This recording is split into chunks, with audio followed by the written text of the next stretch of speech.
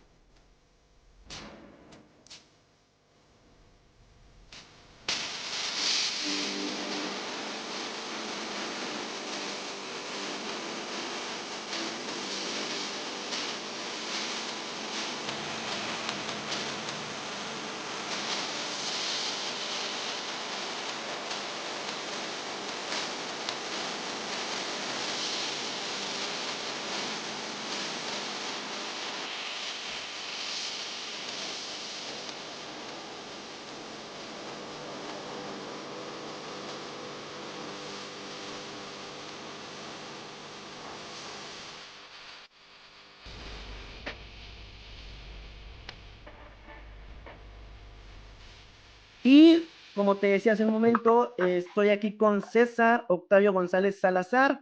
César, ¿cómo estás? ¿Qué ha habido, Andy? Bien, aquí andamos, ¿cómo andamos? Pues bien, ya sabes, aquí iniciando proyectos, secciones dentro del podcast del Sótano Nerd. Pues como tú eres el primer invitado, me gustaría que te explayaras, que dieras toda tu experiencia. Por ejemplo, cuando eras niño, ¿alguna vez te imaginaste que te dedicarías a lo que estás haciendo ahorita de edad adulta? Eh, en parte sí, Andy, en parte sí. Por cierto, está chido el nombre del podcast, que está muy original. Y gracias por la invitación. Sí, yo creo que en parte sí. Yo siempre tuve desde morrillo el rollo de la música. Todavía recuerdo algunas melodías que yo componía desde de chiquitillo. Y si bien lo que hago ahora a lo mejor no era lo que imaginaba, en parte sí, sí van algunas cosas. Yo sí me imaginaba cantando o haciendo cosas diferentes, como digamos como un protagonista, pero pues la vida te va llevando por otro camino y creo yo que ahora me gusta más este lado de no tan protagonista en el rollo musical, porque empecé un poco tarde también a estudiar, pero sí, de niño yo creo que sí me imaginaba como algunas cosas de las que hago ahora, pero no del todo. Ok, César, explícanos tú qué estudiaste y a qué te dedicas. Yo estudié la carrera de licenciatura en canto operístico en la Escuela Superior de Música y Danza de Monterrey. Entré a los 23 años, muy grande, Mm. por allá de los 23 años más o menos, 24. Yo entré a la escuela en el año 2006 más o menos. Y actualmente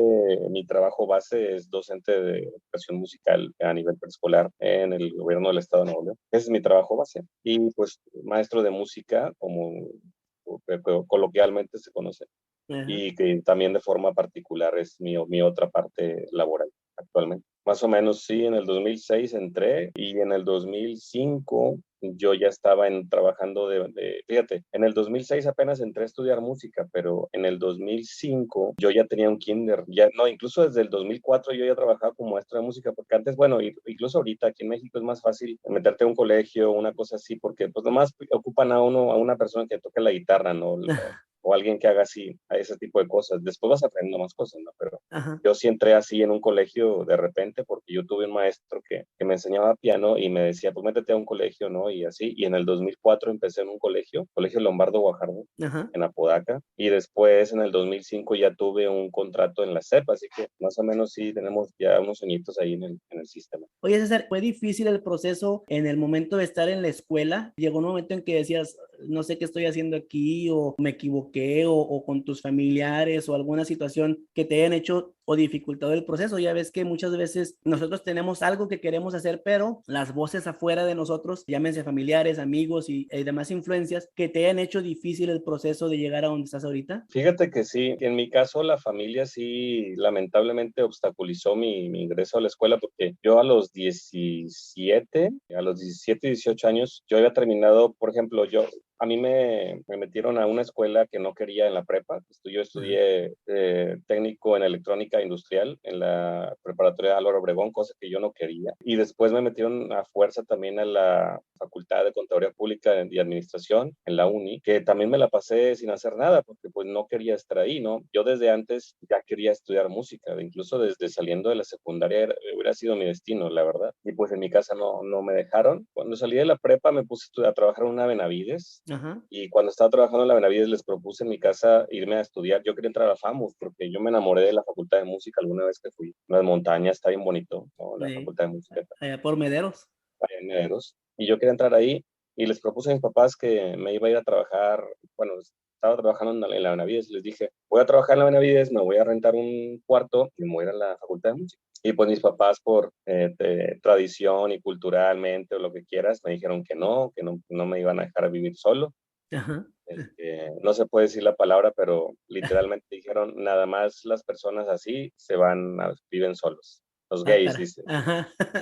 por no decir otra palabra, ¿no? Sí, pues sí, ese es, sí. Ese es el pensamiento, ¿no? Que nada más viven solos. Ese era el pensamiento. Eso sí, estamos hablando de hace que 15, 20 años atrás. 20 años, yo creo, Nada que fácilmente. ver con lo que ahorita se vive, pero en aquel tiempo sí era muy, muy bañado. Así, Sí. así me Ajá. dijeron. Me dijo, nomás esas personas viven solos. Tú no eres así, tú no te vas a ir, no sé.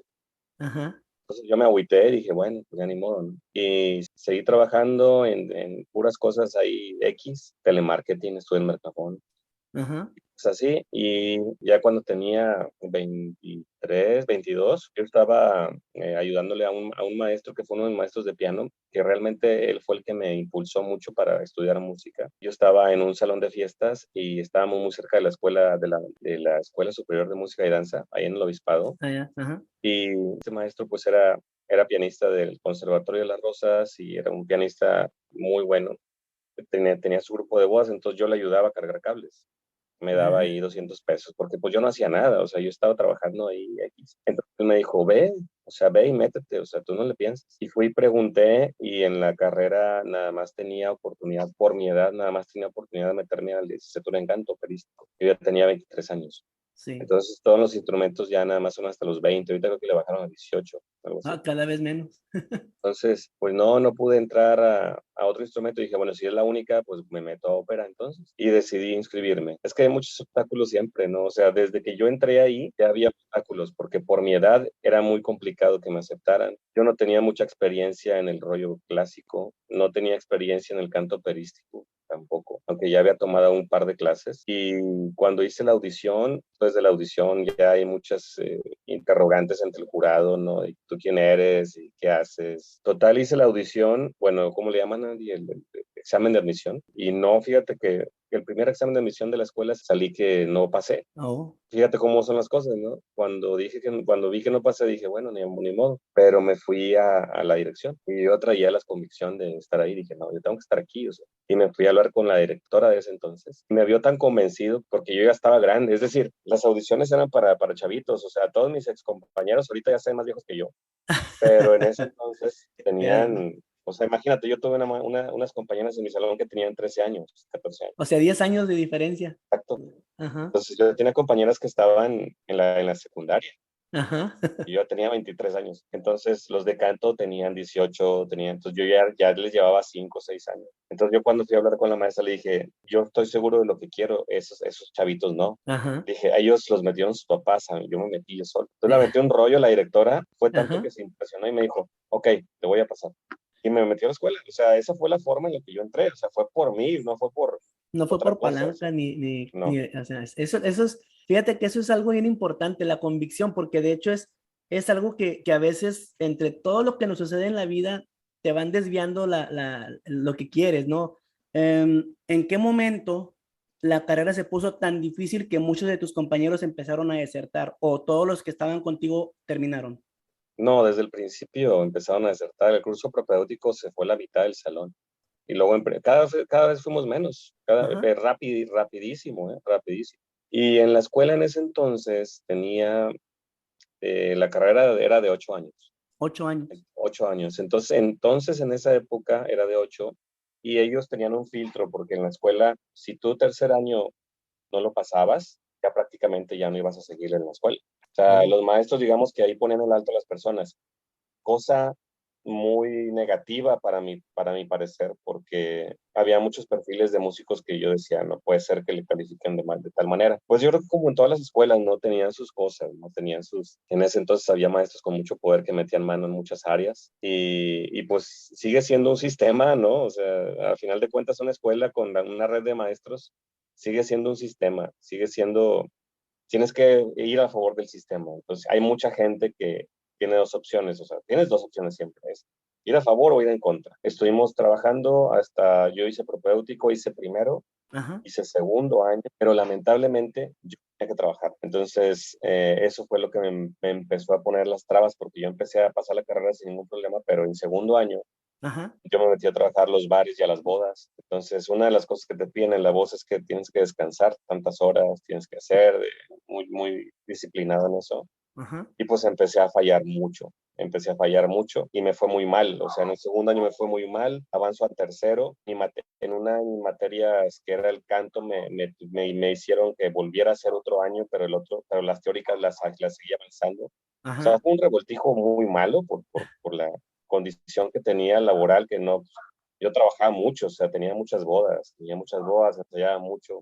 Ya mi Muchos atención eventos. estaba en otro lado, porque ya me Ajá. estaba ganando en dinero, compadre. Ya estaba agarrando para mí, ya me había comprado un carro, o sea, Sí, pues cambian las cosas, ¿sí? cambia el enfoque. Entonces, empecé a ver que mi carrera de canto operístico, pues, que empecé a conocer mucho. A mí me metieron algunas óperas como corista y me acuerdo que los cantantes principales decían, ¿qué están haciendo aquí? Esta carrera no tiene, no hay dinero, hay dinero para hacer algo. Y yo empecé a ver que sí era cierto, o sea, realmente sí necesitas dinero para una carrera operística en México. Y yo empecé a decirme, pues es que tienen la razón, o sea, no ahí la cosa, etcétera, etcétera. Y pues también combinado con mi trabajo le empecé a bajar el ritmo Ajá. por una u otra cosa, yo decido en tercer año, ya mis maestros de canto me dijeron, es que César, estás batallando mucho, estás faltando, etcétera, etcétera. Tuve un conflicto con mi maestra también, porque pues por lo mismo hubo un conflicto muy fuerte y una discusión. Y para no ser tan larga, yo en tercer año pues, decido cambiarme de carrera. Me dijeron, bueno, ya no queremos que estés en canto, Ajá. en canto operístico no quiero que sigas en cuarto, entonces no te puedo pasar a cuarto, o sea, tienes que quedar en tercero y a darte de baja. Oh, Entonces la directora a la cual me había dadole. aprobado, Ajá. vuelvo con ella y me dice, ok, me dice, y yo desde antes de eso yo ya quería composición, o sea, yo ya quería meterme a composición. Ok. Ya tenía planeado eso, porque yo en canto ya veía muchas cosas que no me gustaban, no me gustaba nada. el área de canto, ¿no? El Muchos Arecan. nervios y muchas cosas así. Y resulta que yo empiezo a descubrir una serie de cosas que pasan en la escuela, que empiezo a descubrir que muchas calificaciones pues no eran nada más así, o sea, estaba muy controlado. Ajá. Pues empiezo a ver muchas cosas que no me gustan. Entonces, cuando voy y le propongo a la directora, me dice, sí, te voy a cambiar de carrera, y así, el de así. Y yo decido y no continúo. Yo me fui para abajo porque la verdad sí me agüitó saber muchas cosas que pasaban en la escuela, muchas situaciones. Y yo dije, no, sabes que ya no me quiero cambiar, ya no quiero estar aquí. Y le dije, muchas gracias, la verdad, por haberme dado chance. Pero pues se me hace que ya no. O sea, era tanto lo que me había afectado todo. El descubrir las cosas. Sí, descubrir qué cosas pasaban ahí, que se manejaban. Ellos tenían, te digo, tercer año era la traba principal, no sé si todavía espero que no, pero la traba principal de muchos ex compañeros Ajá. les pusieron el pie en el tercer año, o sea, tercer año y vámonos, por cosas increíbles. Entonces, yo decido no quedarme y de esa forma me doy de baja en el año 2010. Entonces, prácticamente mi carrera en la licenciatura yo tengo hasta tercer año, Ajá. que al final fueron 4 años. Fíjate que al final me dejaron en tercero. Ah, ok. Me dejaron en tercero, pero hasta ahí terminé, o sea, hasta el tercer año más un año de propéutico. O sea, yo me metí una carrera ahí, la neta. Sí, Cualquier una licenciatura normal. No me gusta eso, no. Ya después dije, me hubiera quedado, pero estaba muy fastidiado, ya tenía yo ganancias de dinero, que incluso muchos maestros, porque para ese entonces yo ya había avanzado en el sistema del Estado. Ajá. Entonces, también tenía mi cheque, tenía mi aguinaldo, y me acuerdo que varios maestros me decían, oye, pues tú ganas más que yo, cabrón.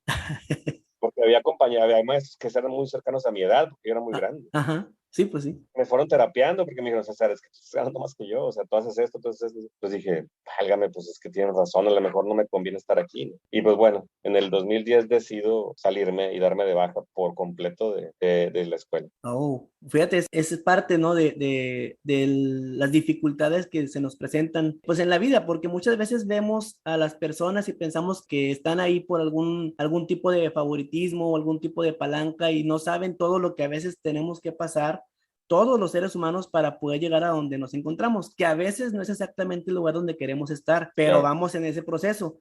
Y por ejemplo, a tu punto de vista y a tu experiencia, ¿cuáles eran las materias que tú más disfrutabas y cuáles las que menos disfrutabas dentro de esta carrera que a lo mejor no alcanzaste a ver los siguientes años, pero hasta donde tú llegaste, cuáles eran las que decías, estas materias de tiro, pues nosotros sabemos que hay mucho que le llaman el tronco común en muchas de Sí, las carreras, sí. que por lo general son basura, por lo general, pero a veces también una de las materias importantes, si no está dada por el docente correcto, se vuelve una materia tediosa o sin sentido. Para ti, ¿cuál sería ese tipo de materias, tu favorita y la menos? Fíjate que otra de las cosas por las cuales tercer año era el tope era porque todo el mundo decía que después de tercero todo era lo mismo y sí era real. O sea, yo lo Ajá. que vi teóricamente hasta tercero, lo demás se repetía. Ah, Compañeros que sí terminaron la carrera hasta octavo, increíblemente, sí ajá. me platicaban mucho eso. Entonces, digamos que sí vi en términos generales lo que se ve en una carrera. Y las dos materias, la primera sin duda era solfeo 2 porque lo tuve con una maestra rusa que se llama Svetlana, que todo el mundo ama, Ajá. porque es una maestra increíblemente buena, te hacía entender todo teóricamente muy bueno, o sea, tenía medido su tiempo, se preocupaba porque cada alumno resolviera las cosas. Esa mujer yo creo que fue un parteaguas en mi vida, esa mujer, o sea, la maestra Svetlana, por si le mando mensajes de vez en cuando porque es muy querida. Y Ajá. la verdad es que su disciplina, su forma de ser, nos ayudó a aprender muchísimo a muchos. A mí me dio segundo de carrera, Ajá. me dio solfeo 2 y la verdad ese me impresionó muchísimo. Fue una clase increíble. Y la que menos me gustaba, está raro, Ajá. porque sí decía que realmente no la disfrutaba tanto. Oh, órale. Realmente no me gustaba tanto su clase, pero me gustaba mucho que él estuviera dentro de la clase. ¿Sí me explico? Ah, O ok. sea, te explico. Él es un súper músico de nivel increíble, increíble. Tiene tanta música que a veces lo que yo no disfrutaba de él es que a mí no me llega su información como él la transmite. ¿Me explico? Ajá. O sea, como él la explica, a mí me revolvía mucho, me Ah, revolvía muchísimo cómo la explicaba. Siento que A mí a lo mejor le funciona a otros más, pero a mí me revolvía tanto porque es tanto lo que sabe que a veces yo decía, es que no le entiendo esto. Él daba contrapunto. Oh, ok. Contrapunto es una área muy increíble, en lo teórico es increíble. Fíjate que no es que no me gustara tanto, porque la verdad yo disfrutaba todas las materias, Ajá. pero era la que me gustaba mucho porque se sentaba al piano y hacía unas cosas increíbles y te contaba unas historias de que increíble, o sea, disfrutaba muchas cosas de la clase, pero en ciertos momentos específicos sí me causaba un poquito de estrés porque no quería entender y a veces como que no, pero sí, a mí en particular, en mi caso nada más, porque Ajá.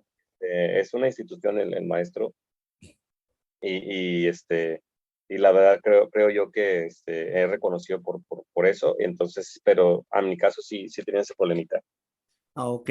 César, ¿cómo era el ambiente entre compañeros? ¿Qué le espera a alguien que quiere estudiar esa carrera? Fíjate que sí está muy padre, todavía convivo con muchos, Ajá.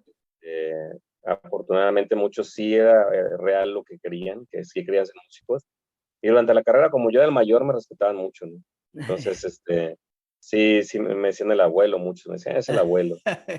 El don. Entonces, sí, entonces la verdad es que sí estuvo muy padre el compañerismo, muchos de ellos siguen trabajando de la música, otros ya no, pero en términos generales sí está muy padre, muy padre.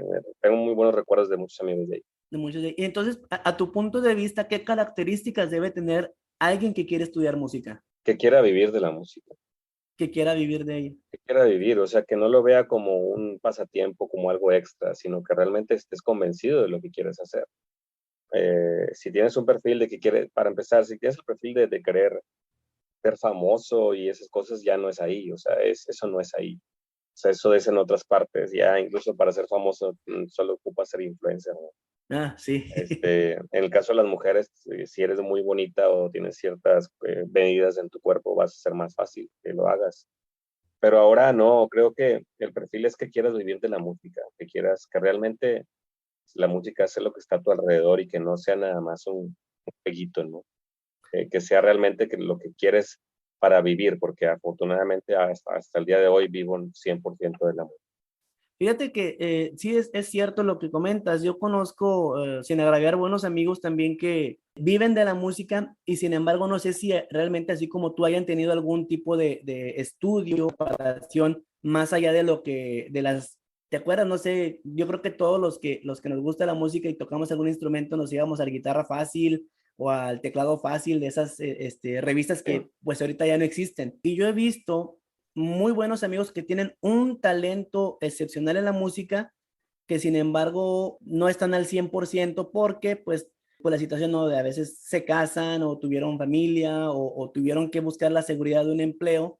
Yo creo que el hecho de que te dediques a lo que te apasiona va a hacer que lo demás llegue solo. Y a veces nosotros queremos apresurar las cosas.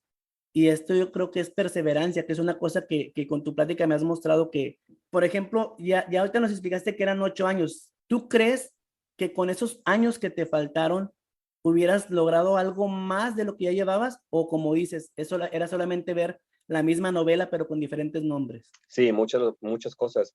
Y lo que sí rectificó en mí fue el camino de la composición, porque ese sí lo tenía yo más claro que cualquier otra cosa. Yo creo que yo debía haber estudiado composición desde hace mucho tiempo. Mm, Y ya fuera ya rectifiqué y ya me empiezo a dar cuenta y ya, por ejemplo, ahorita te puedo decir que mi sueño realmente es el rollo de composición y producción, no tanto como lo tenía antes, ¿no? Entonces, pero eso lo aprendí afuera. Entonces, creo yo que no me arrepiento de haber tenido los 8 años, de haber estado ahí, o sea, no los estuve y no creo que los aproveché muy bien. ajá. Eh, y la verdad es que creo que aprendí más afuera que estando dentro de la escuela. Fíjate que es parte, ¿no? A veces de lo que muchas personas de éxito narran eso, que desafortunadamente los sistemas educativos a veces no permiten a las personas el aprender y desarrollar todas sus capacidades por esa cuadratura que tienen. Entonces, Eh, muchos de ellos grandes entre Steve Jobs, Elon Musk, Bill Gates, desarrollan más en la vida cotidiana que en una escuela. ¿Por qué? Porque se enfrentan a las cosas reales. Digo, en su momento quizá y basado en lo que se ve en la película y documentales de Mozart, él también era un visionario que muchos no comprendían porque él veía lo que había alrededor, lo que a la gente le gustaba, y él es el primero que se atrevía, por ejemplo, a hacer óperas en alemán, cuando todo era italiano, cuando todo era el idioma oficial de la ópera. Ese tipo de cuadratura muchas veces, en lugar de beneficiar al aspirante, que es el que quiere ser licenciado, que quiere ser profesionista de esto, pues lo agüita y le va cortando alas, y a veces llega a ser, como dice, no, si no te dedicas a eso, acaba siendo maestro. Y ese es el chiste, que muchas veces en la vida del maestro, muchos la critican porque dicen que es el que quiso ser pero no pudo y entonces se dedicó a enseñar, cosa que no es del todo cierta, Te voy a pero, decir un dato bien cañón, ajá, complementando lo que dices. De todos mis compañeros, o sea, porque mi carrera era licenciatura en canto operístico, ¿no? Entonces la finalidad era que seas un cantante de ópera. así es. De todos mis compañeros que estuvieron ahí, hay varios que terminaron la carrera. Son cantantes de ópera o que se han dedicado a cantantes de ópera realmente en su vida, Ajá, no terminaron la carrera.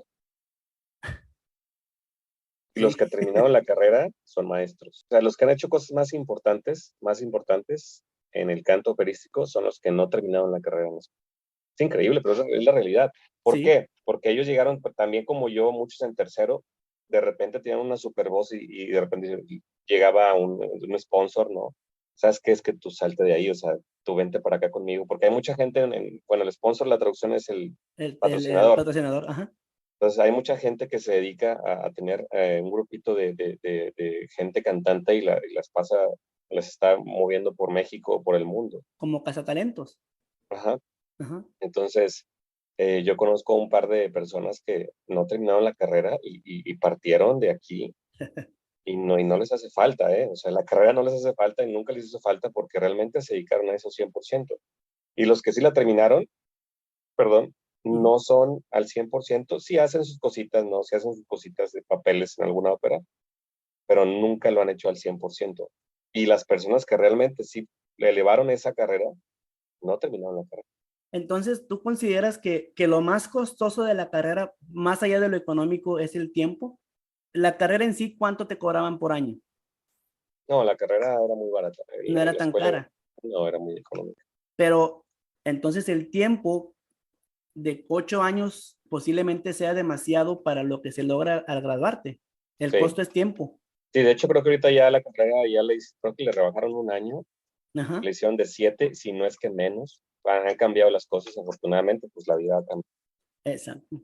Entonces ya está siendo un poco más flexible, etcétera, etcétera. Pero sí, sí, sí, en definitivo era muchísimo tiempo antes, muchísimo tiempo. Y en este Sí. sentido, por ejemplo, ya sales o dejas tronco, ¿qué tanta oferta de empleo hay? ¿O qué tanto es lo que tú puedes generarte todo tu empleo? Igual que como la escuela, depende de ti.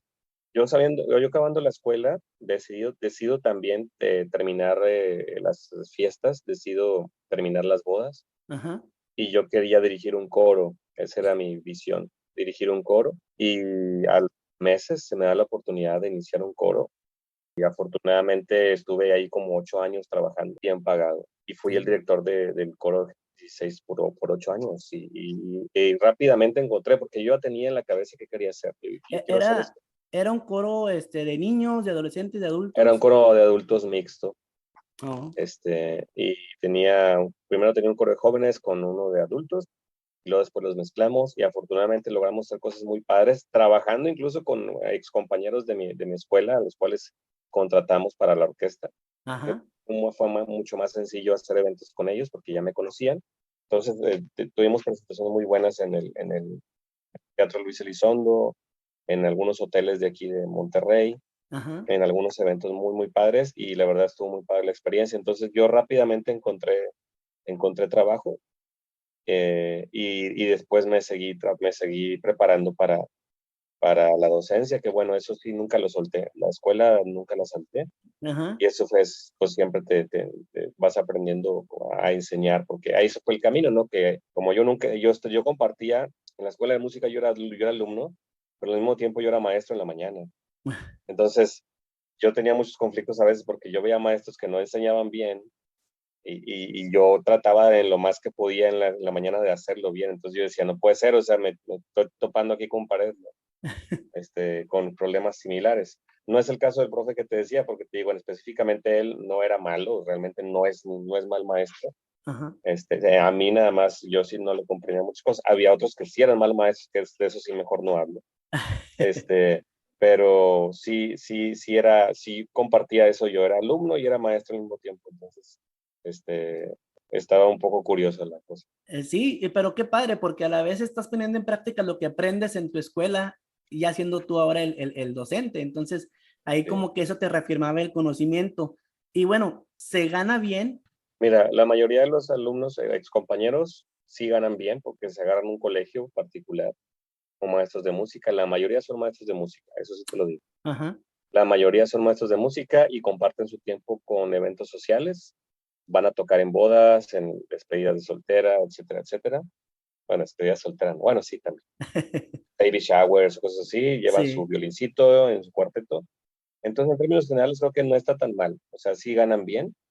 A mí me tocó el coro y la verdad me fue muy bien en el coro. Ajá. Y aparte, pues con mi plaza y aparte con mis clases particulares, etcétera, etcétera. Y luego, un par de años después, me agarró el municipio como tallerista de guitarra, entonces yo ya tenía 3 trabajos. Entonces, no batallé, pero sí te tengo que decir que hay muchos ex compañeros que sí batallaban. Había muchos compañeros que acabando la carrera me hablaban para pedirme trabajo. O sea, para decirme, oye, no hay chance ahí donde estás, ayúdame. Porque es que terminar una carrera no te asegura trabajar. Te Exacto. asegura trabajar que tú como persona busques y tengas la seguridad de encontrar un trabajo.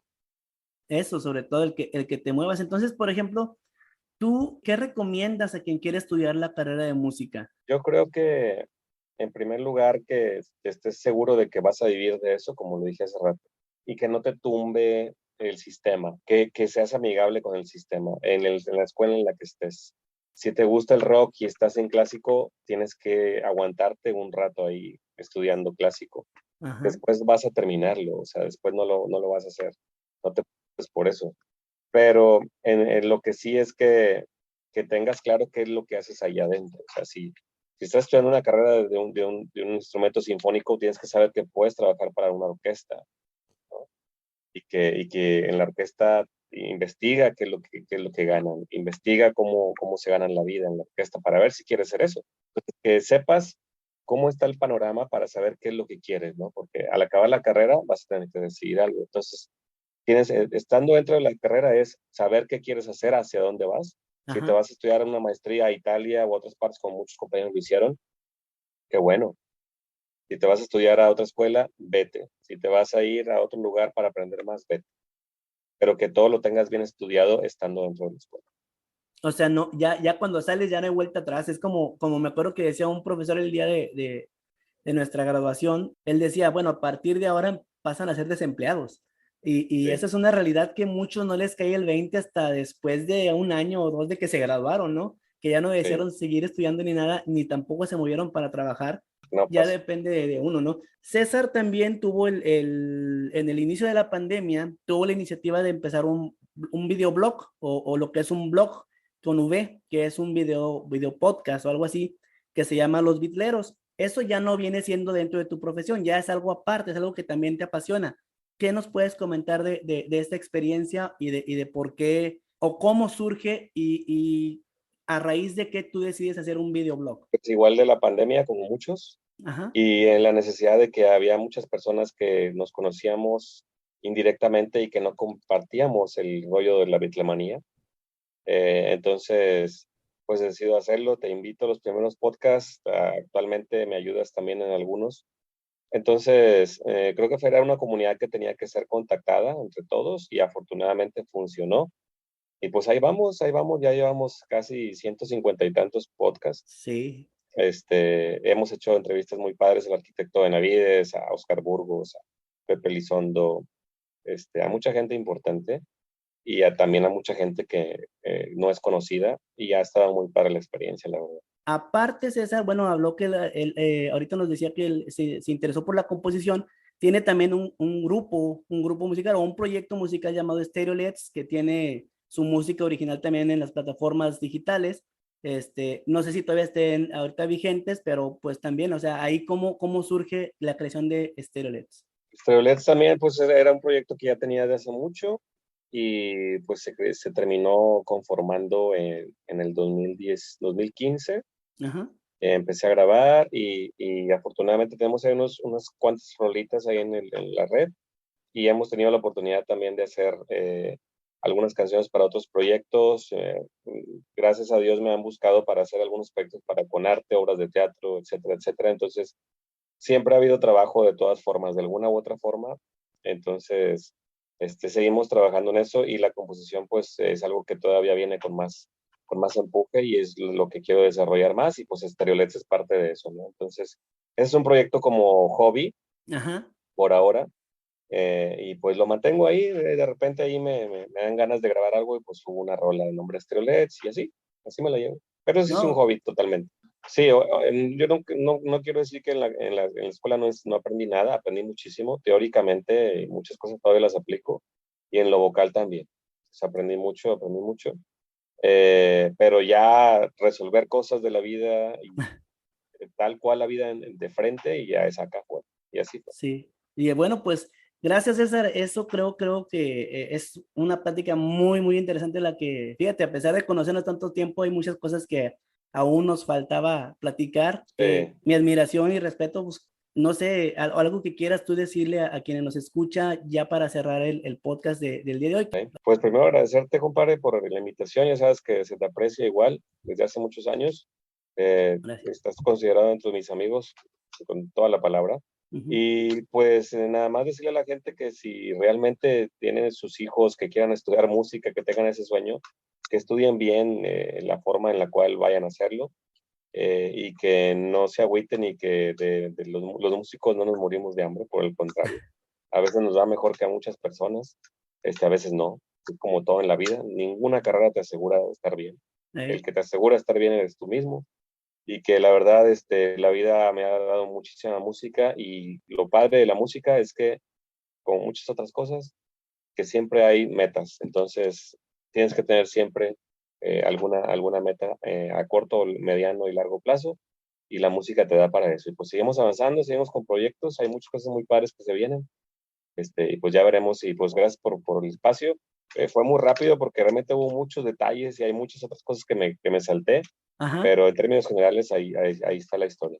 Bueno, pues, ¿no? Pues igual y si en alguna otra oportunidad podemos compartir otra vez aquí el micrófono, pues con gusto te hago la invitación y si tienes el tiempo. Ya está, Bueno, compadre. César, Muchas gracias. gracias a ti, pues este programa saldrá hasta este próximo sábado. Pues te agradezco que hayas estado conmigo en este espacio de casi, pues 2 horas. Gracias, compadre, y saludos a toda la raza que escucha del Sótano Nerd. Nos Gracias, vemos. sí. Acuérdate también, Los Vitleros sale, que es Vitreros el, Radio, sábado de 1 a 3 de la tarde a través de la rocaradio.com.mx y Vitreros en podcast en YouTube y en Facebook el día jueves a las 10 de la noche. bueno. César, muchas gracias. Acuérdense si les gusta el podcast, suscribirse, compartirlo y correr la voz de su podcast, El Sótano Nerd presenta profesiones y oficios y personalidades. Hasta luego.